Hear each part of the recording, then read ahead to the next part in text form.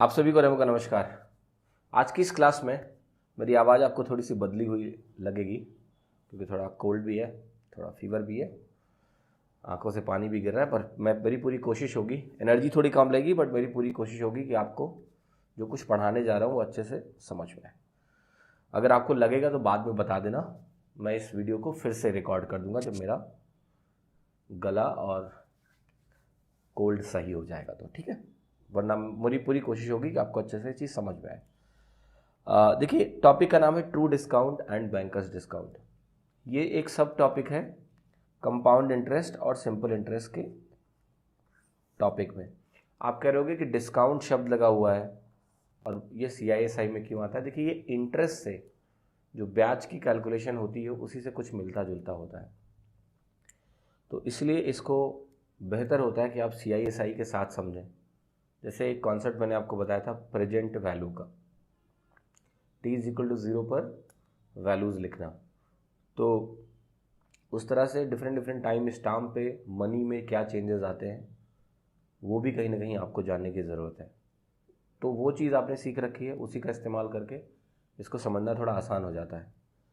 हिंदी में देखिए इसको बोलते हैं शुद्ध बट्टा और बैंकर बट्टा, ठीक है।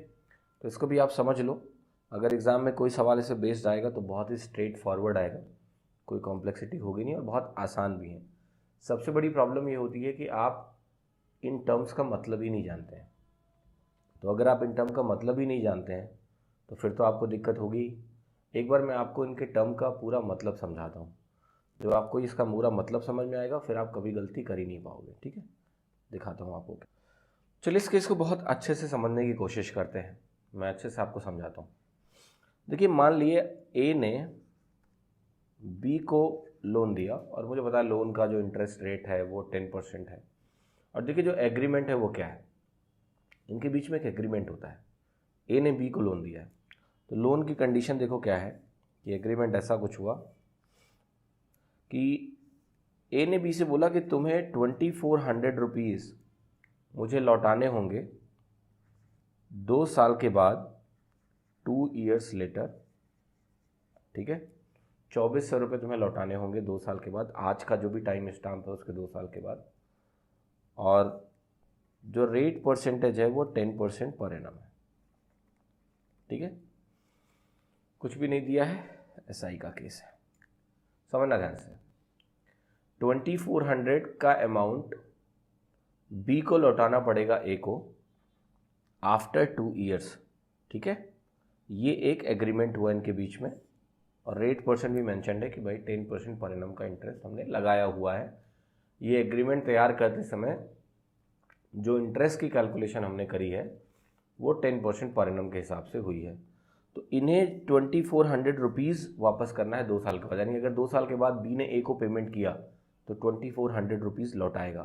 तो ये एग्रीमेंट एक तरह का प्रूफ है कि बी को लौटाना पड़ेगा 2400 ए को आफ्टर 2 ईयर्स।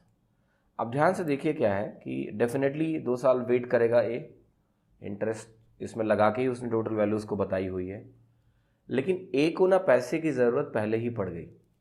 बी से तो वो 2 साल से पहले नहीं मांग सकता, एग्रीमेंट हुआ है, लेकिन ए को पैसे की ज़रूरत पहले ही पड़ गई। अब देखिए, पहले मैं आपको ये टर्म समझाता हूँ कि ये जो 2400 है जो ड्यू है after certain number of years, इसको हम बोलते हैं फेस वैल्यू। फेस वैल्यू क्या होती है? वो वैल्यू जो वापस होनी है, ये इंक्लूडिंग इंटरेस्ट अमाउंट होता है। ये ड्यू है सर्टेन नंबर ऑफ ईयर्स में, तो इतना amount after that time period वापस करना पड़ेगा, ठीक है। तो ये फेस वैल्यू हो गई, इसको शार्ट में हम FV करके भी मेंशन करेंगे, ठीक है।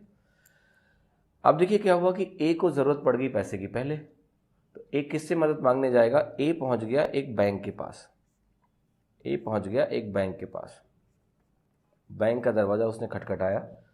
तो मान लेते हैं कि ए ने बैंक का दरवाज़ा खटखटाया एक t=1 ईयर, 1 साल के बाद ए ने बैंक का दरवाज़ा खटखटाया।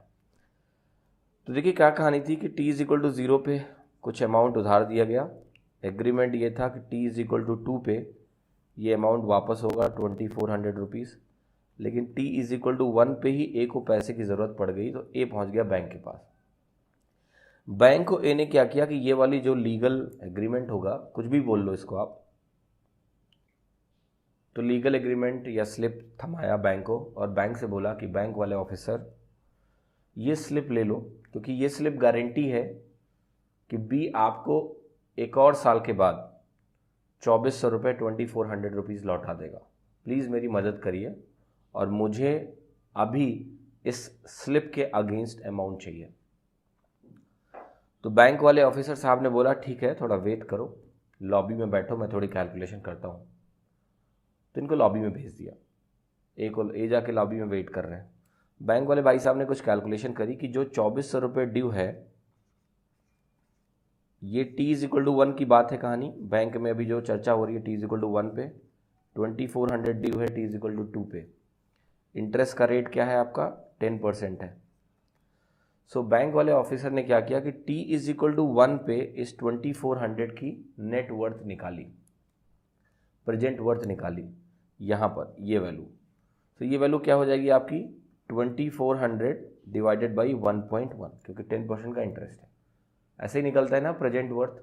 t=1 पे निकालना है, एक साल कौन सी वैल्यू 10% बढ़ के 2400 हो जाएगी। इसको आप डिवाइड करो 24/11, तो ये आपका हो जाएगा 2181.8। ठीक है, 2181.8 आ गया। तो यानी ये जो भी अमाउंट है इसकी प्रेजेंट वैल्यू अभी कैलकुलेट करोगे आप, तो आपको मिलेगी t=1 2181.8। अब देखना, समझना ध्यान से, ये आपका हो गया t=1। यहाँ पर मैं ये वैल्यू लिख रहा हूँ 2181.8, यहाँ पर आपका है 2400, ये है आपका t=2।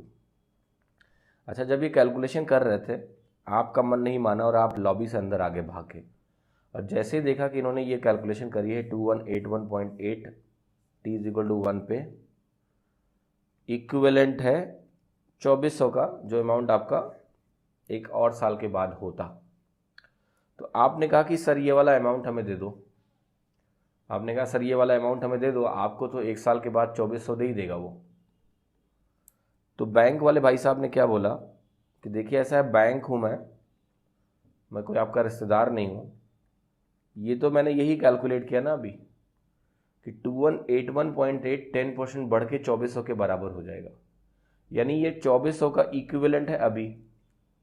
तो अगर मैं आपको यही अमाउंट अभी दे दूंगा तो हमारा तो कोई फ़ायदा होगा नहीं, बैंक विल गेन नथिंग, क्योंकि ये तो जस्ट 2400 का प्रेजेंट वर्थ है t=1 पे। तो अगर हमने आपको 2400 रुपये ही लौटा दिए, मतलब ये लौटा दिया, तो मतलब समझ लो कि t=2 वाला 2400 लौटा दिया आपको, तो बैंक बोलेगा इसमें मेरा कोई फ़ायदा नहीं है। पर बैंक आपको एक चीज़ पढ़ाएगा कि देखो ऐसा है, अगर आप आगे जाओगे ना SSC का एग्ज़ाम देने या कोई और एग्ज़ाम देना, तो ये जो डिफरेंस इनके बीच में आ रहा है, ये जो डिफरेंस इनके बीच में आ रहा है 2400 में और ये प्रेजेंट वर्थ में आपका 2181.8, ये आप देखो 18.2 आपका बनाएगा 2200। सो 200 18.2 है ना। बहुत ही आसानी से देखना ध्यान से, रफली है ना, मैंने लिया है। ये रफ वैल्यू है जब डिफरेंस का, मतलब ये जो वैल्यू मैंने यहाँ पर 8 पे टर्मिनेट करी थी, एक्चुअली आगे 1 और होता, कंटिन्यूड 8181 करके रिपीट होता, बट मैंने इतना ही लिखा, तो ये 218.2 आया इनका डिफरेंस रफली। 10% निकालने पे 2400/1.1 निकाला, ये निकला डिफरेंस आया। तो इस वैल्यू को बोलते हैं ट्रू डिस्काउंट। देखिए, ट्रू डिस्काउंट का मतलब ये होता है कि जैसे लेट से कि कोई लोन सेटल होना था कुछ सर्टेन अमाउंट ऑफ टाइम के बाद, 2 साल पे जो लोन सेटल होना था, अगर उसको आपको आज ही सेटल करना है, किसी भी मोमेंट ऑफ टाइम पे आप सेटल करना चाहते हो, तो वहाँ पर आप प्रेजेंट वर्थ निकाल लेना कि उसी मनी का, उस पैसे का आज की डेट में प्रेजेंट वर्थ क्या है। तो जो फेस वैल्यू और प्रेजेंट वर्थ या प्रेजेंट वैल्यू में डिफरेंस होता है, इसको बोलते हैं ट्रू डिस्काउंट, राइट, शुद्ध बट्टा। ये आप समझ लो, बस क्लियर होना चाहिए कि इसका मतलब क्या है। मतलब मैं कह रहा हूँ कि t=1 पे मैंने प्रेजेंट वर्थ या प्रेजेंट वैल्यू निकाल ली, उस अमाउंट की जो ड्यू है बाद में, दोनों का जो डिफरेंस है फेस वैल्यू का और प्रेजेंट वर्थ का, वो कहलाता है ट्रू डिस्काउंट। तो आप खुद ही देख लो कि ट्रू डिस्काउंट किस पे डिपेंडेंट होगा। देखो भाई फेस वैल्यू तो आपकी फिक्स ही होगी, जो भी ड्यू अमाउंट है वो तो फिक्स है। अब डिपेंडिंग ऑन कि आप किस टाइम पे इसको सेटल करना चाहते हो, right, t is equal to 1 पे करना चाहते हो तो प्रेजेंट वैल्यू डिफरेंट होगी, t इज इक्वल टू 1.5 पे करना चाहते हो प्रेजेंट वैल्यू डिफरेंट होगी। तो ट्रू डिस्काउंट वेरी करेगा डिफरेंट डिफरेंट टाइम स्टाम्प पे, राइट, क्योंकि हर एक टाइम स्टाम्प पे प्रेजेंट वैल्यूज अलग अलग होंगी। जो t इज इक्वल टू 1 पे प्रेजेंट वैल्यू निकाली आपने, t इज इक्वल टू 1.5 पे कुछ और होगी। तो इस तरह से आपको अंडरस्टैंड करना है कि जैसे जैसे प्रेजेंट वैल्यू बदलेगा ट्रू डिस्काउंट भी चेंज होगा। अब देखो बात वापस आती है कि बैंकर्स डिस्काउंट क्या होगा। बैंक कहेगा देखो मेरे को कुछ तो फ़ायदा भाई कमाना है, आपके इस ट्रांजैक्शन में मेरा नुकसान नहीं होना चाहिए।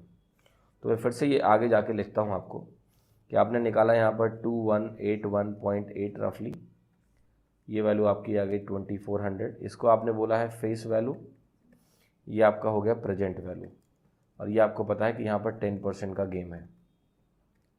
बैंक बोलेगा कि एक काम करो, अगर ये रेट ऑफ इंटरेस्ट 10% है तो मैं एक काम करता हूँ, मैं ना 10% इस पर निकाल के इसमें माइनस करूँगा, ऐसा बैंक ने बोला। अगर मैंने 10% सीधे 2400 में से माइनस किया, यानी मैं फेस वैल्यू में 10% कम करूँगा, ठीक है। ट्रू डिस्काउंट क्या है, आप प्रेजेंट वैल्यू निकालते हो और फेस वैल्यू में से डिफरेंस निकालते हो। जो आपका बैंकर्स डिस्काउंट क्या कहता है कि मैं ये जो 10% है ना, मैं ये फेस वैल्यू पे कैलकुलेट करके माइनस करूँगा। तो आपको डेफिनेटली पता है कि देखो फेस वैल्यू क्या है, बड़ी है, 10% निकाला आपने 2240 निकला, आप इसको माइनस जब करोगे यहाँ पर तो ये जो वैल्यू आपकी निकल के आएगी, ये वैल्यू आपकी निकल के आ रही है 2160, 2160। तो अब आप खुद ध्यान से देखो कि बैंक कहेगा मैं आपको ये वाला अमाउंट पे करूँगा। अगर मैं आपको ये वाला अमाउंट पे करूँगा तो मेरे को जब 2400 रुपये मिलेगा तो मुझे कुछ तो फ़ायदा होगा।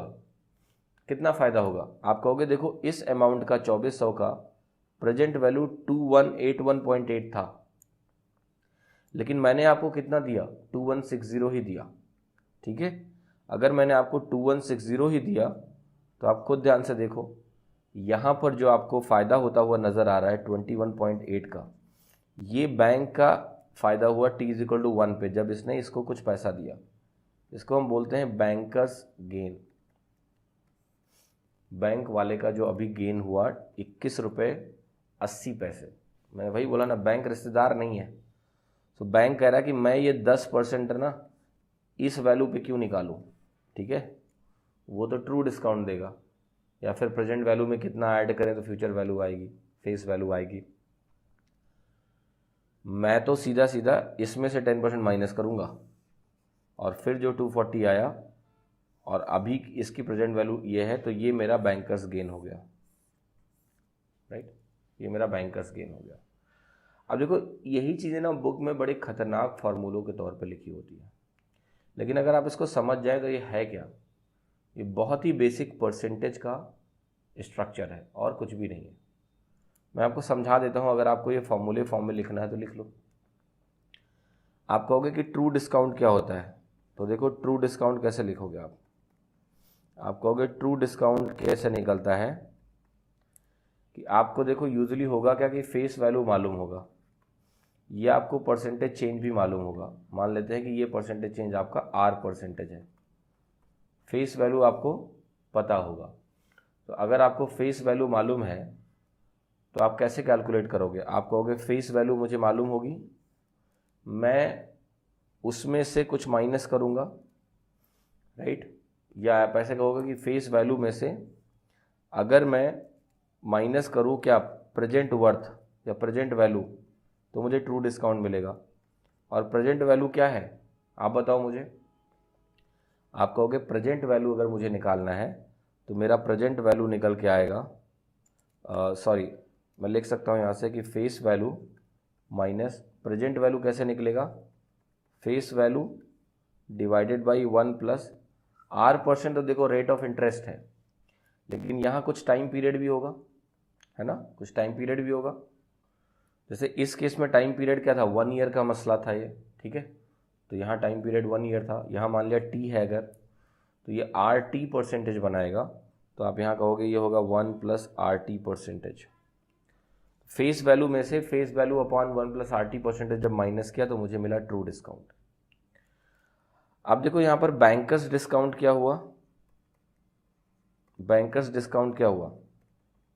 बैंकर्स डिस्काउंट तो बहुत आसान है कि जो भी आपका फेस वैल्यू है ना, उसी फेस वैल्यू का आपने निकाल लिया, उसी फेस वैल्यू को आपने R% से माइनस कर दिया, राइट। कुछ भी मुश्किल नहीं होना चाहिए। अब देखिए मुझे निकालना क्या है, मुझे निकालना है मान लिया बैंकर्स गेन। तो बैंकर्स गेन कैसे आएगा, बैंकर्स गेन अगर आपको निकालना है तो जो भी बैंकर डिस्काउंट है उसमें ट्रू डिस्काउंट माइनस कर दो। तो मैं लिख रहा हूं बैंकर्स गेन, अगर मुझे बैंकर्स गेन निकालना है तो वो आपका हो गया बैंकर्स डिस्काउंट, BD लिख रहा हूँ, माइनस ट्रू डिस्काउंट। और आपको एक चीज़ और भी समझ में आनी चाहिए यहाँ से कि जो बैंकर्स डिस्काउंट है वो मैग्नीट्यूड में बड़ा होगा कंपेयर टू ट्रू डिस्काउंट के। क्यों? क्योंकि परसेंटेज वैल्यू तो सेम है, परसेंटेज वैल्यू तो सेम है, लेकिन ये जो परसेंटेज वैल्यू हम लोग कैलकुलेट कर रहे हैं वो किस पे कैलकुलेट कर रहे हैं, बैंकर्स डिस्काउंट के केस में फेस वैल्यू पे कैलकुलेट करते हैं। तो जब बेस बड़ा होता है तो उस परसेंटेज के करस्पॉन्डिंग वैल्यू बड़ी होती है। तो ये बहुत विशेष ध्यान रखना है आपको कि बैंकर्स डिस्काउंट मैग्नीट्यूड में पॉजिटिव होता है या ज़्यादा होता है कंपेयर टू ट्रू डिस्काउंट, इसीलिए इन दोनों का डिफरेंस क्या होगा, पॉजिटिव होता है, इसीलिए बैंकर्स गेन होता है। तो ये बहुत ही बेसिक है जो आपको कहीं ना कहीं समझना है। अब मैं इसको अगर एक सिंपल स्ट्रक्चर में समराइज़ करूँ आप ज़्यादा अच्छे समझ जाओगे। जैसे मैंने आपसे कहा एक वैल्यू लेट से 100 है, यहाँ पर मैंने आपसे कहा कि यहाँ 25% ऐड कर दो या लेट से 20% ऐड कर दो। अगर आपने 20% ऐड किया तो ये क्या मिला आपको, ये आपको देगा 120। और ये आपने क्या किया है, आपने यहाँ प्लस 1/5 किया, यानी तभी 20% ऐड हुआ। अब मैं आपसे कहूँ कि आप ना इस वैल्यू पे 20% माइनस करो सीधा, तो आप कहोगे यहाँ 24 माइनस हो जाएगा। 24 अगर माइनस हुआ तो आपको ये वैल्यू क्या मिलेगी, 96 मिलेगी। अगर ये वैल्यू 96 मिलेगी सो आपका जो ये वैल्यू होगा, ये वैल्यू आप देख रहे हो, ये वैल्यू, सब सारी वैल्यूज को ध्यान से मैं आपको दिखाता हूँ। ये वैल्यू तो आपकी हुई फेस वैल्यू, राइट। ये आपकी होगी प्रेजेंट वर्थ, जिस मोमेंट पे आप सेटल करना चाह रहे हो, प्रेजेंट वैल्यू। इन दोनों के बीच का जो डिफरेंस है ये आपका हो गया बैंकर्स गेन, जो कि आ रहा है 4 के इक्विवेलेंट। साथ ही साथ ये जो डिफरेंस है 24 का, ये कहलाएगा बैंकर्स डिस्काउंट, बैंकर्स डिस्काउंट। साथ ही साथ ये जो वैल्यू है आपका 20% रेट ऑफ इंटरेस्ट ही था। यहाँ पर देखो इनके बीच में चेंज कितना था, +20 का। ये +20 यहाँ पर क्या है आपका, ट्रू डिस्काउंट। ट्रू डिस्काउंट का मतलब 120 सेटल करना था, लेकिन अगर यहाँ सेटल करना है तो 100 ही करना है, जो कि 20 कम है 120 से, तो ये हो गया आपका ट्रू डिस्काउंट। ये स्ट्रक्चर आपके सामने पूरा है। अगर आप इसको बस ध्यान से समझ लें तो इसमें आपको सारे टर्म्स क्लियर है कि 100 हो गया, ये 20% लगाया, रेट ऑफ इंटरेस्ट है, डिपेंड करता है टाइम पीरियड कितना है। ये मैं मान के चल रहा हूँ 1 साल है, 2 साल होगा, 2 साल का लगेगा, उतना ही परसेंट वापस जाइए फेस वैल्यू से, तो आपको बैंकर्स डिस्काउंट कैलकुलेट होगा, सारी वैल्यू आपकी आ जाएगी। तो फार्मूला ना रटें, फार्मूला अगर रट के रखा है तो भूल जाइए, ज़रूरत पड़ती नहीं है। परसेंटेज का बेसिक स्ट्रक्चर सफिशिएंट होता है इन सवालों को लगाने के लिए। कुछ क्वेश्चंस देखते हैं, आपको क्लैरिटी मिलेगी। तो देखिए जरा क्वेश्चन ध्यान से देखते हैं। ये ट्रू डिस्काउंट की बात कर रहा है। On a certain some of money due 4 year hence is ₹80 and the simple interest on the same sum for the same time at the same rate of interest is ₹400. Find the per annum rate percentage. देखिए समझिए क्या कह रहा है। ये तो true discount की बात कर रहा है और एक सर्टेन अमाउंट पे कह रहा है कि 4 ईयर के पीरियड में 80 रुपीज़ का ट्रू डिस्काउंट है। वो मैं अमाउंट लगा लेता हूँ x था जो ड्यू है, और ये कह रहा है इसी x अमाउंट पे अगर मैं सिंपल इंटरेस्ट निकालूँ, ठीक है, SI निकालूँ ऑन x, वही रेट परसेंट, वही टाइम पीरियड, ठीक है, तो वो जो वैल्यू मेरी आने वाली है वो 100 आने वाली है। अब एक चीज़ मैं आपसे सवाल पूछूंगा कि अगर आप एक्स अमाउंट पे लेट्स से कि जो भी रेट और टाइम पीरियड का परसेंटेज है, RT परसेंटेज जिसको मैं बोलूँगा, वो लगाने पे आपको 100 मिल रहा है। यहाँ पर जो ट्रू डिस्काउंट होता है, आपको मालूम है कि ट्रू डिस्काउंट का जो अगर कैलकुलेशन में लिखूँ इसके कंपैरिजन में, तो ये प्रेजेंट वर्थ जो है जिसको PV बोल दो, यहाँ पर मैं इसको लेट से बोल देता हूँ कि ये A है, प्रेजेंट वर्थ A। तो यहाँ पर इसको जब आप ऐसे कैलकुलेट करते हो ना, तो आपको ये वैल्यू क्या मिल रही है, 80। यही ट्रू डिस्काउंट होता है, राइट। A का रेशियो जो X से होगा ये 4:5 आएगा। क्यों? क्योंकि देखो ये दोनों में सेम है, RT%। यही सिंपल इंटरेस्ट यहाँ कहलाता है। यहाँ पर ये ट्रू डिस्काउंट हो जाता है प्रेजेंट वर्थ पे। तो अगर ये वैल्यू 80 आई, ये वैल्यू 100 आई, जहाँ पर परसेंटेज चेंज दोनों में सेम है, तो अगर वो 4:5 में आया तो बेस भी 4:5 में होंगे। अब आप एक चीज़ मुझे ये बता दो कि ये जो A आपको दिया गया है, ये आपको पता है कि x/m होगा कि नहीं होगा। जहाँ पर m मैं कह रहा हूँ कि इस 4 साल के पीरियड में जो भी रेट परसेंट होगा उसके कॉरेस्पॉन्डिंग जो मल्टीप्लाइंग फैक्टर होगा उसको मैं मान रहा हूँ m।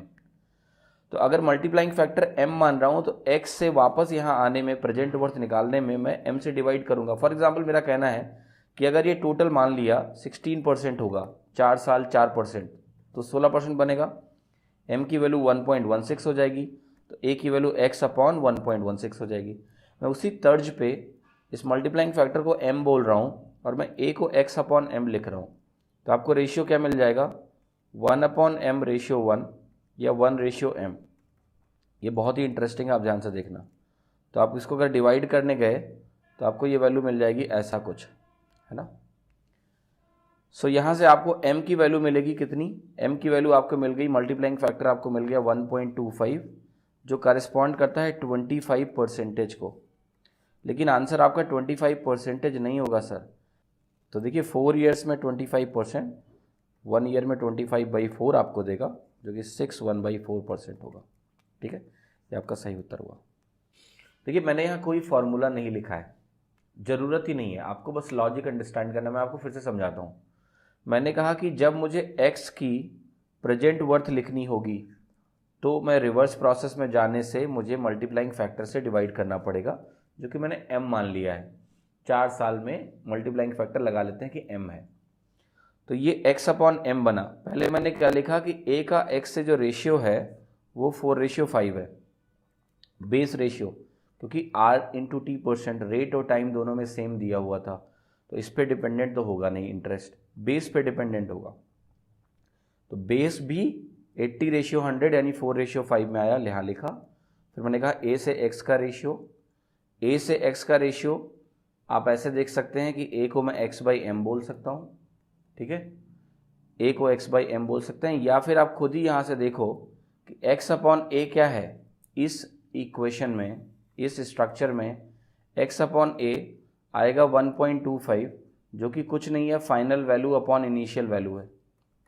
अगर मैं एक परसेंटेज स्ट्रक्चर की बात करूँ, final value upon initial value मुझे देती है मल्टीप्लाइंग फैक्टर, वहाँ से मुझे परसेंटेज ग्रोथ मिलेगा 25% 4 साल में, तो 1 साल में 1/4% यहाँ पर निकल के आ जाएगा। बहुत ही आसान सवाल है, केवल आपको basic structure true discount bankers discount का देखना है। ठीक है, देखिए क्वेश्चन कह रहा है कि जो बैंकर्स डिस्काउंट है, जो बैंकर का भट्टा है एक सम पर जो कि 2 साल में ड्यू है, वो 11/10 है ट्रू डिस्काउंट का।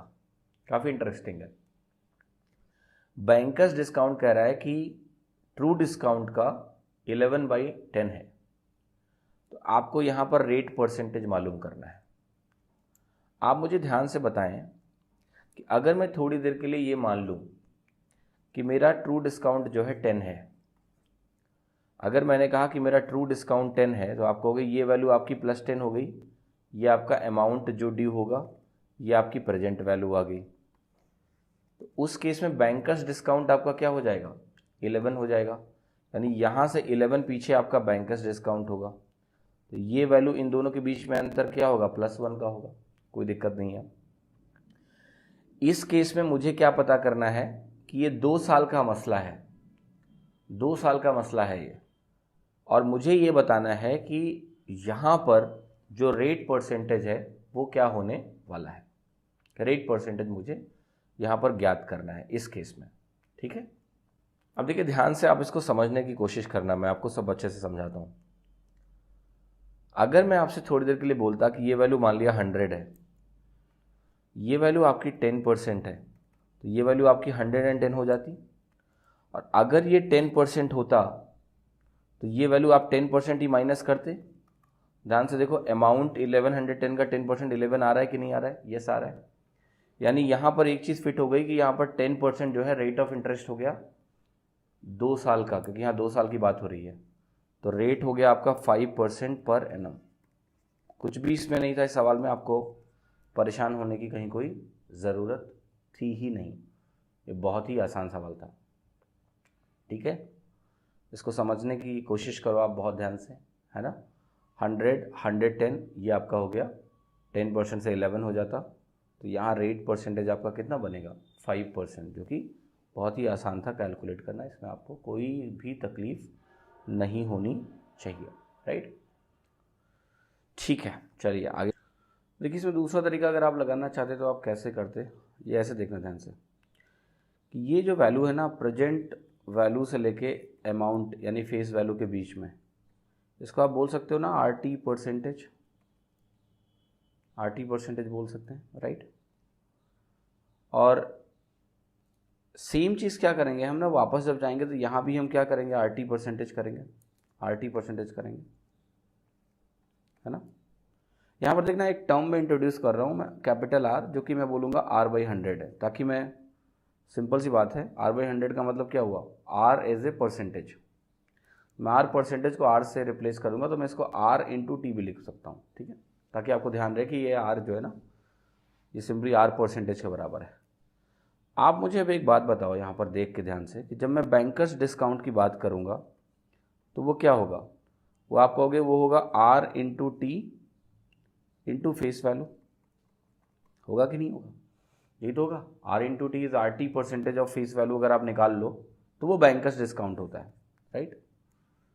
फिर मैं कहूँगा कि बताओ ट्रू डिस्काउंट क्या होता है? आप कहोगे ट्रू डिस्काउंट होता है फेस वैल्यू माइनस उस फेस वैल्यू में क्या घटा हो गया, उसमें आप प्रेजेंट वैल्यू घटाओगे। प्रेजेंट वैल्यू आपकी क्या होगी? वो होगी face value upon 1 plus RT, है ना, क्योंकि इधर आप आगे बढ़ोगे ना, तो ये R इंटू टी परसेंटेज में R परसेंटेज को मैंने R लिखा है, ऐसा होगा। फिर आप कहोगे अगर मैं यहाँ पर बैंकर्स डिस्काउंट और ट्रू डिस्काउंट का रेशियो कैलकुलेट करूँ, देखिए ध्यान से, बैंकर्स डिस्काउंट और ट्रू डिस्काउंट का अगर मैं रेशियो कैलकुलेट करने जाऊँगा तो जरा आप ध्यान से देखो आपको क्या मिलने वाला है। आप कहोगे यहाँ से आपको मिलेगा फेस वैल्यू इंटू RT। मैं समझाता हूँ आपको क्या मिलेगा आपको। यहाँ पर है RT इंटू फेस वैल्यू आपकी, divided by face value into 1 plus RT minus face value, और ये 1 प्लस RT ऊपर भी चला जाएगा। आप अगर ध्यान से देखें इस एक्सप्रेशन को, अगर आप सिंप्लीफाई करोगे तो फेस वैल्यू कैंसिल हो जाएगा, ये बचेगा फेस वैल्यू इंटू RT, जो कि ऊपर से कैंसिल हो जाएगा। तो अल्टीमेटली आपके पास सिर्फ ये बचेगा 1 plus RT, right. Bankers discount बटे ट्रू डिस्काउंट अगर आप कैलकुलेट करोगे तो ये 1 प्लस RT बचेगा, है ना। तो अगर मैं बैंकर्स डिस्काउंट को ट्रू डिस्काउंट से कंपेयर करूं तो देखो मैं कुछ समझा रहा हूँ, ये बहुत ध्यान से समझ लेना, ये एक स्ट्रक्चर है, स्ट्रक्चर के तौर पे ध्यान रखना। तो यहाँ जो 1 प्लस RT है, यहाँ R क्या है? RT परसेंटेज हो जाएगा ये 1 प्लस RT परसेंटेज। तो यहाँ पर मैं इसको ऐसे लिख सकता हूँ RT परसेंटेज, मतलब अगर आप ट्रू डिस्काउंट में R into T percentage add करो तो आपको क्या मिलता है? बैंकर्स डिस्काउंट मिलता है, राइट। अब देखो ये स्ट्रक्चर अगर आपने ध्यान रखा तो आप ट्रू डिस्काउंट और बैंकिंग डिस्काउंट अगर आपको कभी दे दिया, कभी आप गलत ही नहीं हो पाओगे। कैसे? देखो ध्यान से, यहाँ इन्होंने क्या बोला आपसे कि ट्रू डिस्काउंट आपका 10 है तो बैंकर्स डिस्काउंट आपका 11 है। तो आप कहोगे यहाँ से ये वैल्यू मुझे साफ साफ दिख गई 10% है। फिर लेकिन आप कहोगे ये तो R और T परसेंटेज का प्रोडक्ट होना चाहिए, और आपका यहाँ पर जो वैल्यू दिया हुआ है टी का वैल्यू वो 2 ईयर्स दिया हुआ है, आर कितना हो गया 5%, हो गया ना। तो ये स्ट्रक्चर ध्यान रखना, आप कभी गलती ही नहीं कर पाओगे, है ना, बहुत आसान है। अब देखिए क्वेश्चन क्या कह रहा है कि जो बैंकर्स गेन है एक सम पर ड्यू 3 ईयर्स हैंस एक 12% पर एनम इज ₹270। बताना बैंकर्स डिस्काउंट क्या है। आपको अभी एक चीज़ बताई थी मैंने कि ट्रू डिस्काउंट और बैंकर्स डिस्काउंट में क्या रिश्ता होता है। ट्रू डिस्काउंट को अगर आप रेट और टाइम के प्रोडक्ट परसेंटेज से बढ़ा दो, दैट इज़ 12 इंटू 36% से बढ़ा दो, तो आपको बैंकर्स डिस्काउंट मिलेगा। यही होता है ना। मैं पूछूंगा बैंकर्स गेन क्या है, तो आप कहोगे ये होता है bankers discount minus true discount. आप कहोगे बैंकर्स डिस्काउंट अगर मुझे लिखना है तो ये बैंकर्स डिस्काउंट ही रहने दूंगा क्योंकि यही निकालना है, माइनस ट्रू डिस्काउंट क्या होगा। आप कहोगे ट्रू डिस्काउंट होगा बैंकर डिस्काउंट को 1.36 से डिवाइड कर दो, राइट, क्योंकि अगर मैं रिवर्स आता हूँ तो मुझे 1.36 से डिवाइड करना पड़ेगा। ये वैल्यू 270 के बराबर है। यहाँ से बैंकर्स डिस्काउंट इंटू 0.64 निकालूंगा, यह आ जाएगा 270 इंटू 1.36, सॉरी ये 0.36 बनेगा यहाँ पर। अब मुझे क्या करना है, मुझे यहाँ से बैंकर्स डिस्काउंट कैलकुलेट कर लेना है। सो अब तो कुछ बाकी ही नहीं है इसमें, डिवाइड कर दो, राइट। सो 930 हो जाएगा, डेसिमल हटा दो, 9 4 आ जाएगा और 4 से यहाँ पर डिवाइड कर दो तो ये 10, मतलब 4 से अगर आप डिवाइड करोगे, सॉरी 34 आ जाएगा, right.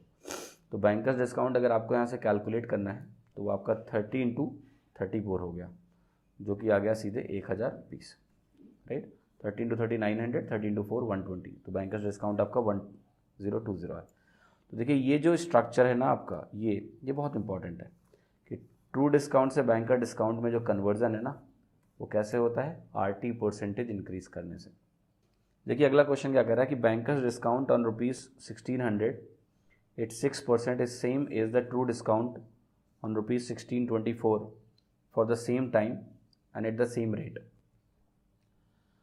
Find the interval of time between the date of discounting and the legally due date.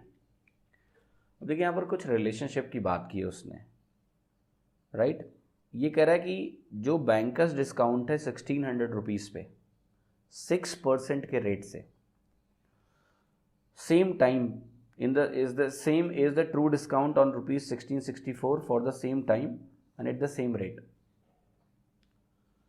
तो कह रहा है कि सेम टाइम सेम रेट की बात हो रही है। आप मुझे बताओ कि अगर 1600 पे मैं बैंकर्स डिस्काउंट निकालूंगा तो आप कहोगे आप निकालोगे 1600 इंटू 60%, राइट। ये तो होगा बैंकर्स डिस्काउंट 1600 पे सीधे 60% हो गया।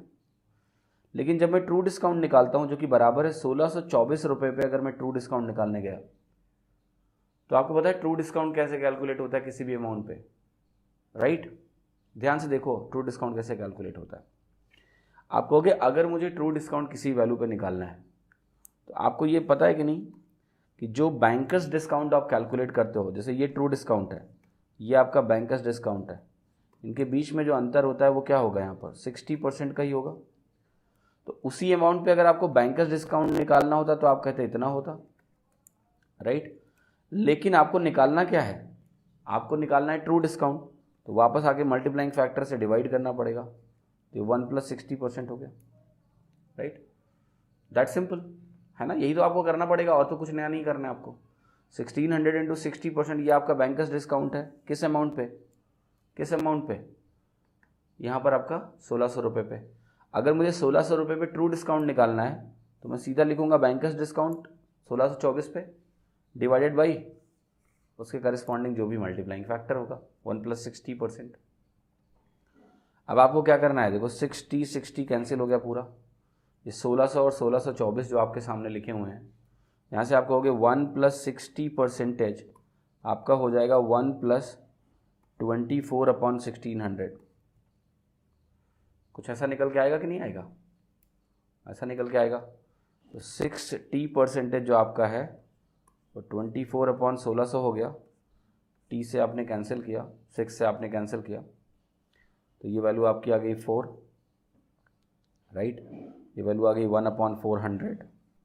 टाइम पीरियड आपका कितना आ गया 1/4 ईयर्स, क्योंकि यहाँ पर टी बाई डिफ़ॉल्ट ईयर में होता है। टी को आप रिप्लेस करोगे ना 1/100 से, 1/4 ईयर्स। 1/4 ईयर्स का मतलब क्या होता है सर, मंथ्स में 3 मंथ्स, क्योंकि 1/4 इंटू 12 करोगे आप 3 मंथ्स आ जाएगा। तो अब ध्यान से समझना कि यहाँ जो टाइम पीरियड है वो 3 महीने का है, यानी अगर आप 3 महीने के पीरियड में ट्रू डिस्काउंट निकाल रहे हो, यानी ये टाइम पीरियड अगर 3 मंथ्स का हुआ, राइट, ध्यान से देखना 3 मंथ्स का हुआ और 6% आपने रेट ऑफ इंटरेस्ट ले रखा है, तो टाइम पीरियड अगर 3 मंथ्स का हुआ तो आप 3 महीने के पीरियड पे अगर ट्रू डिस्काउंट निकाल रहे हो तो जो लीगली ड्यू डेट है वो तो यहाँ थी, राइट, यहाँ थी लीगली ड्यू डेट आपकी यहाँ थी। लेकिन आप अगर 3 महीने का ट्रू डिस्काउंट कैलकुलेट कर रहे हो 3 महीने के पीरियड पे, तो इनके बीच में अंतर जो है, जो डिस्काउंटिंग है, जो ट्रू डिस्काउंट जिसके लिए या बैंकर्स डिस्काउंट आप जिसके लिए कैलकुलेट कर रहे हो उसको डिस्काउंटिंग टाइम बोलते हैं। तो डिस्काउंटिंग के टाइम पे और एक्चुअल टाइम में जो डिफरेंस है वो 3 महीने का है, राइट, क्योंकि हमने टाइम पीरियड देखा कैलकुलेट करके कि वो 3 मंथ्स के इक्विवेलेंट है। इसलिए आपका आंसर कितना हो गया, यहाँ पर डिस्काउंटिंग और लीगली ड्यू डेट में 3 महीने का अंतर होगा।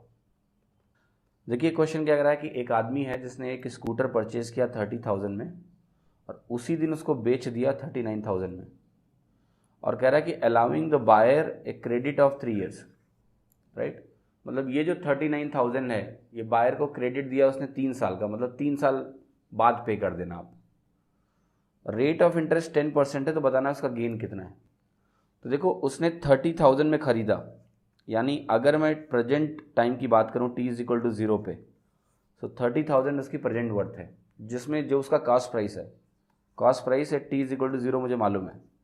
जब उसने सेल किया 39,000 पे, पर उसने क्रेडिट दिया है 3 साल का, तो ये ड्यू है 3 साल बाद। 39,000 जो ड्यू है वो आपका है t is equal to 3 years. आप इसका प्रेजेंट वर्थ निकालिए, यहाँ पर सेलिंग प्राइस आपको मिलेगा फिर कि t इज इक्वल टू 0 पर सेलिंग प्राइस क्या है, तो आपको हो गया ये हो जाएगा 39,000, 3 साल का जो इंटरेस्ट बनेगा वो 30% बनेगा प्लस, तो मैं 1.3 से डिवाइड करूँगा प्रेजेंट वर्थ निकालने के लिए सेलिंग प्राइस का, जो कि निकल के आ जाएगा 30,000। अब आप कहोगे जो भी क्रेडिट दिया हमने उसका प्रेजेंट वर्थ 30,000 है, साथ ही साथ हमारा कॉस्ट प्राइस भी 30,000 है, तो प्रेजेंट वर्थ अगर हमने सेलिंग प्राइस का निकाला, प्रेजेंट वर्थ हमने कॉस्ट प्राइस का निकाला, तो उसका गेन क्या हो रहा है, कुछ भी नहीं हो रहा है, 0। इसका आंसर क्या हो गया, 0। कंप्लीट क्वेश्चन बेस्ड है आपका कि आपको प्रेजेंट वर्थ मालूम है, समझ में आता है कि नहीं। बहुत ही स्ट्रेट फॉरवर्ड और आसान सवाल था। 30,000 यानी कोई गेन नहीं होगा। देखिए क्वेश्चन कह रहा है कि एक ट्रेडर है, वो एक मर्चेंट को 10,028 रुपीज़ ओ करता है, 1 साल बाद वो ड्यू है। फिर दिया हुआ कि जो ट्रेडर है वो चाहता है कि इस अकाउंट को वो 4 महीने में सेटल कर दे, मतलब ड्यू तो 1 साल के बाद था। कहानी ये थी कि 1 साल के बाद 10,028 ड्यू था, पर ये चाह कह रहा है कि इसको सेटल कर दे आफ्टर 4 मंथ्स। तो ये इसका सेटलमेंट का जो इरादा है ना वो यहाँ पर है, देखो ध्यान से। 4 महीने के अगर मैं पीरियड्स बनाऊंगा तो 1 2 3 पीरियड्स बनेंगे, वो यहीं सेटल करना चाहता है 4 मंथ्स बाद, राइट। तो 4 मंथ्स बाद अगर ये सेटल करना चाहता है तो आप खुद देख लो कि ये 8 मंथ्स का पीरियड एक्चुअली अभी बाकी है, आप इसको ध्यान से समझना। तो पूछना है how much cash should he पे। आप मुझे बताओ, अब मुझे निकालना पड़ेगा ना कि प्रेजेंट वैल्यू क्या है, किस मोमेंट पे, इस मोमेंट पे, इसी अमाउंट की 10,028 की।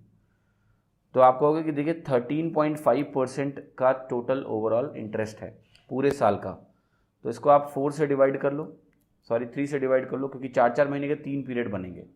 जब आपने इसको 3 से डिवाइड किया तो आपको 4.5% मिला। तो यानी अगर इन दोनों को मैं ध्यान से देखूँ तो 9% का इंटरेस्ट लगेगा टोटल, इसके लिए 9% का इंटरेस्ट लगेगा। मुझे अब करना क्या है, मुझे प्रेजेंट वर्थ निकालनी है, राइट, प्रेजेंट वर्थ निकालनी है मुझे।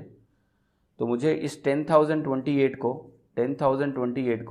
1.09 से डिवाइड करना पड़ेगा, 1.09 से डिवाइड करना पड़ेगा।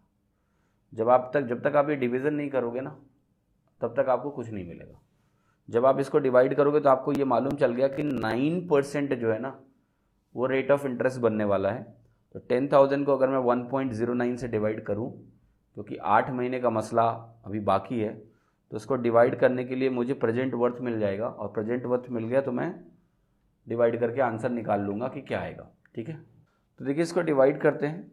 ये क्लियरली मुझे दिख रहा है कि पहले तो ये 9000 टाइम्स जाएगा ही जाएगा।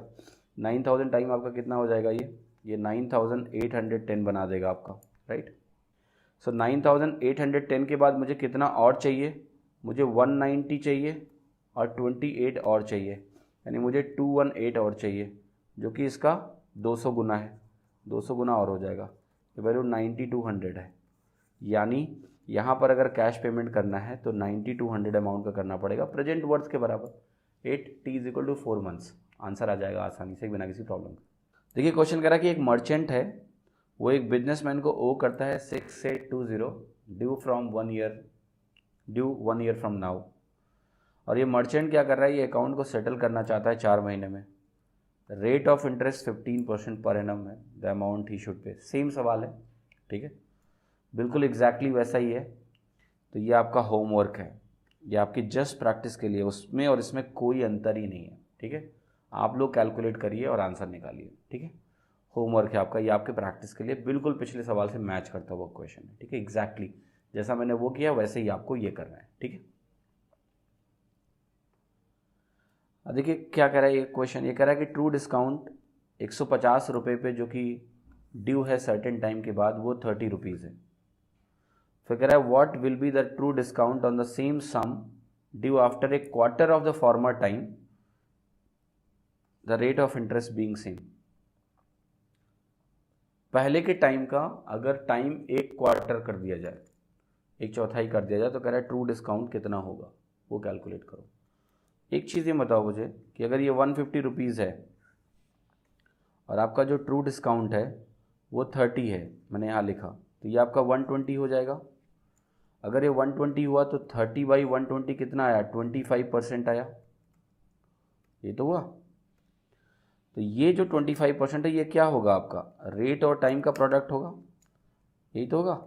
RT परसेंटेज, जहाँ R rate percent per annum होगा, T जो होगा टाइम पीरियड होगा। अब कह रहा है कि ट्रू डिस्काउंट निकाल दो, यही अमाउंट है 150 का, लेकिन अब ये कह रहा है कि ये वैल्यू जो आपकी है ना, ये 25/4% हो जाएगी। क्यों, देखो रेट वही रहेगा, टाइम पीरियड अगर 1/4 हो गया तो ये जो रेट परसेंट है इस टाइम पीरियड का वो भी 1/4 हो जाएगा, यानी ये 25/4% निकल के आएगा कि नहीं आएगा। यस, फ्रैक्शन फॉर्म में इस वैल्यू को आप +1/16 बोलोगे। अगर ये +1/16 है तो मुझे ये निकालना है कि ये इतना कितना है, यही ट्रू डिस्काउंट है। तो आप कहोगे अगर मुझे ये निकालना है, तो बिल्कुल वैसा सवाल हो गया ना कि प्रॉफिट अगर +1/16 है, सेलिंग प्राइस 150 है, प्रॉफिट अमाउंट निकाल दो, वही स्ट्रक्चर है। तो आप कहोगे मुझे इतनी दूरी निकालनी है तो मैं क्यों ना इसका -1/17 निकाल लूँ। तो 1/17 ऑफ 150 जो होगा यही आपका ट्रू डिस्काउंट हो जाएगा, क्योंकि यही प्रेजेंट वर्थ और 150 के बीच की डिस्टेंस हो जाएगी। आपको कुछ नहीं करना है, आप डिवाइड करना है। 17/8 जो होता है वो 136 होता है, राइट। तो वो कर लिया, 14/17 बच गया, ये हो गया आपका ट्रू डिस्काउंट। देखिए मैं वही कह रहा हूँ कि एक बार स्ट्रक्चर क्लियर होता है सवालों में कोई दम नहीं रहता है, वरना ये topic true discount, banker discount बहुत कंफ्यूजिंग लगते हैं, लेकिन इतने आसान है कि आपको एक बार क्लैरिटी मिलेगी, आप कभी गलत नहीं कर पाएंगे क्वेश्चन। ठीक है, लॉजिक है, परसेंटेज के वही स्ट्रक्चर घूम फिर के इधर उधर आ रहे हैं, इसलिए कह रहा था परसेंटेज मास्टर कर लो, बस टर्म्स के नाम सीखने होंगे आगे कि उनका मतलब क्या है, सारे सवाल निकल जाएंगे। ठीक है, देखिए क्वेश्चन देखिए क्या कह रहा है। ये क्वेश्चन कह रहा है कि रेमो कार्स 247 को विजिट करता है अपने कार को बेचने के लिए। There are 2 offers provided to him, उसे 2 ऑफ़र प्रोवाइड किए जाते हैं। ऑफ़र 1 है कार को 90,000 कैश में बेच दो, मतलब 90,000 कैश लो, कार दो और चले जाओ। दूसरा ऑप्शन है कि 99,360 क्रेडिट पे बेचो, जो कि 8 महीने बाद आपको मिलेगा। मतलब कार बेचोगे आप ज़्यादा प्राइस पे 99,360, लेकिन वो पैसा 8 महीने बाद मिलेगा, और रेट ऑफ इंटरेस्ट जो है वो 12% पर एनम है। तो बताना है इसमें कौन सा ऑफ़र बेटर है। देखिए बेटर ऑफ़र निकालने के लिए आपको प्रेजेंट टाइम की वैल्यूज़ को कंपेयर करना पड़ता है, मतलब सेम टाइम स्टाम्प पे वैल्यू जब कंपेयर करोगे ना, तब पता चलेगा कौन सा ऑफ़र बेटर है, कौन सा ऑफ़र बेटर नहीं है। अब देखिए ऑफर वन तो बहुत ही क्लियर है, ऑफर वन कह रहा है कि 90,000 कैश ले लो सीधा, लेकिन जो ऑफर टू है उसकी वैल्यू मुझे निकालनी पड़ेगी ना इसी टाइम स्टाम्प पे, t इज इक्वल टू 0 पे। स्टोरी क्या है कि देखो 12 महीने का रेंट 12% है, लेकिन पैसा 8 महीने बाद मिल रहा है, तो 8 मंथ का कितना इंटरेस्ट होगा, 8% होगा, 12 का 12, 8 का 8, ये वैल्यू है 99,360। आप कहोगे अगर मुझे यहाँ प्रेजेंट वर्थ निकालनी है तो 8% के करस्पॉन्डिंग मल्टीप्लाइंग फैक्टर होगा 1.08, तो ये वैल्यू आप कहोगे 99,360 अपॉन 1.08 आने वाली है। अब मैं कहूँगा कि आपको बताना है कि इसकी वैल्यू क्या होगी।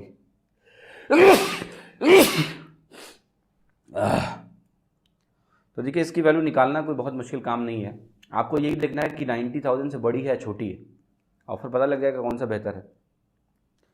तो आप इस वैल्यू को ना 90K से मल्टीप्लाई कर दो। अगर आपने इसको 90K से मल्टीप्लाई किया तो आपको सीधा दिखेगा कि ये वैल्यू आपको मिलेगी कितनी, 90,000 plus 0.08 into 90,000 is 900 into 8, that is 7,200, यानी आपको ये 97.2K मिल रहा है।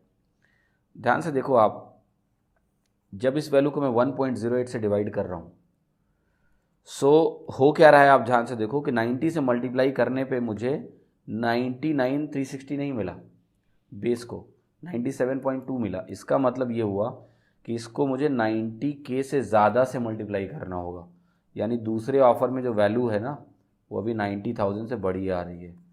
तो अगर ऑफ़र टू में 90,000 से बड़ी वैल्यू है प्रेजेंट वर्थ आज की तुलना में, तो हमारा ऑफ़र टू बेहतर है, ये आपको अंडरस्टैंड करना है।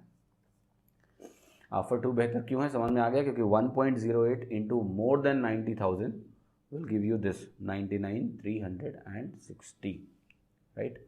दूसरा तरीका और भी था कि सीधे t is equal to 8 month पे दोनों को कंपेयर कर लेते हैं। तो आप कहते देखो यहाँ आपका 90,000 है, ये 90,000 8 महीने बाद 8% एक्स्ट्रा हो जाएगा, राइट, सो ये 97,200 हो जाएगा। तो t is equal to 8 months पे ये वैल्यू बड़ी है कि नहीं, तो ये बेहतर ऑफर है, ठीक है, ये सही हो जाता। दोनों में आंसर एक ही आएगा। देखिए क्वेश्चन कह रहा है कि रेमो हैज़ टू पे सर्टेन अमाउंट टू सुमो, काफ़ी मैचिंग नाम लग रहा है, रेमो सुमो। रेमो के पास दो ऑप्शंस हैं, find which option is better and find the loss if he does not choose the better offer. तो आपको बताना है इसमें कौन सा ऑप्शन बेटर है और बताना है नुकसान कितना होगा अगर वो बेटर ऑफर चूज ना करे। तो देखिए ऑप्शन वन क्या कह रहा है, ऑप्शन वन कह रहा है कि रेमो को सुमो को 2400 रुपये पे करना है 2 साल बाद, after 2 years. Rate of interest कितना दिया है, 10% per annum for both offers. तो मैं प्रेजेंट वर्थ निकालूंगा कंपैरिजन के लिए, तो आपको हो गया 2400 डिवाइडेड बाई 2 साल में 20% लग जाता है, तो 1.2 से डिवाइड हो जाएगा, तो ये हो गया आपका 2000। प्रेजेंट वर्थ आपका कितना आ गया, 2000, राइट। दूसरा ऑप्शन क्या है, ऑप्शन टू। देखिए ऑप्शन टू का मैं ज़रा प्रेजेंट वर्थ निकालता हूँ, क्या आएगा, ये आएगा आपका 1810 का अमाउंट तो कैश हो गया, तो इसका प्रेजेंट वर्थ 1810 ही होगा t इज इक्वल टू 0 पर, प्लस जो 390 है वो 3 साल के बाद ड्यू है, तो मैं इसको 1.3 से डिवाइड करूँगा तो ये बनाएगा 300। अब टोटल वैल्यू अगर आप देखें तो आपको मिलेगा 2110, राइट, 2110। आप खुद देखो कि अगर आप प्रेजेंट वर्थ को कंपेयर करोगे तो ये 2000 आया, ये 2110 आया, तो रेमो को अगर सुमो को पेमेंट करना है तो उसके लिए बेटर ऑप्शन कौन सा है, 1, क्योंकि वो कम पे करना चाहेगा। लेकिन अगर उसने बेटर ऑप्शन चूज ना करके गलत ऑप्शन चुना, ऑप्शन 2, तो कितना नुकसान होगा उसको, 110 रुपये का, यानी वो 110 रुपये ज़्यादा पे कर बैठेगा। तो इसका आंसर क्या हुआ कि बेटर ऑप्शन तो 1 है, लेकिन अगर उसने ऑप्शन 2 चूज़ किया तो 110 रुपीज़ एक्स्ट्रा पेमेंट कर बैठेगा, यानी उतना नुकसान हो गया इसका, ठीक है। उम्मीद करता हूँ आपको समझ में आया अच्छे से। तो देखिए ये कुछ केसेस थे basic bankers discount, true discount के, और अगर आप इनकी क्लैरिटी ले लेते हैं तो आपको क्वेश्चंस में दिक्कत नहीं आएगी, क्योंकि जो भी क्वेश्चंस आएंगे वो इस बेसिक स्ट्रक्चर से ट्रू डिस्काउंट और बैंकिंग और डिस्काउंट जो भी हैं वो आसानी से निकल जाएंगे, इसमें कुछ भी मुश्किलात नहीं होती। क्लैरिटी इंपॉर्टेंट है, तो इसके थ्रू मैंने आपको क्लैरिटी देने की कोशिश करी है। उम्मीद करता हूँ आपको बैंकर्स डिस्काउंट और ट्रू डिस्काउंट में अंडरस्टैंडिंग में कभी कोई तकलीफ़ नहीं आएगी। धन्यवाद, have a great time. Sorry मेरा थोड़ा गला ख़राब था, तो उसके लिए मैनेज करने के लिए धन्यवाद। Thank you so much.